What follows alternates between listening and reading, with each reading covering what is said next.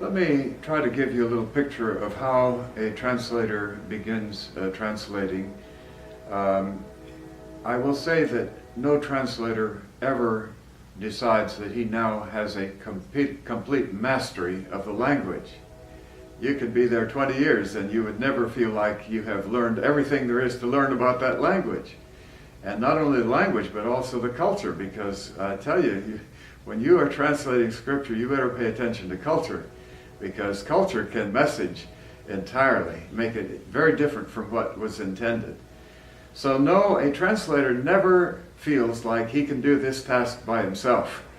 He's always going to be very dependent on people who know the language better than he will ever know it, and who know the culture better than he will ever know it.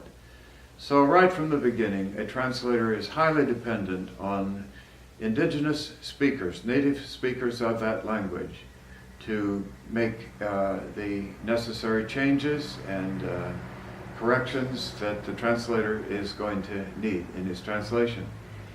And let me just say one thing further on that.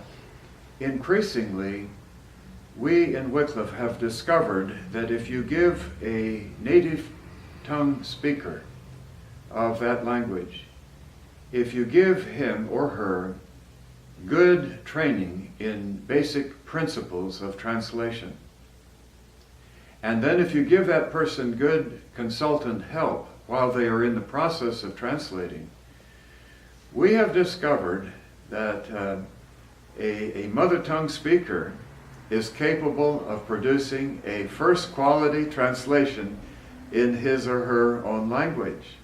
Now that's fairly recent in our understanding. We used to think, no, the foreigner will always have to be the main translator, and we'll just use the native people as helpers, but the foreigner will be the translator. Well, no, that's increasingly not the case. Increasingly now, the foreigner is the trainer and the consultant, because we have access to all kinds of commentaries, and we know Greek and Hebrew language and so forth.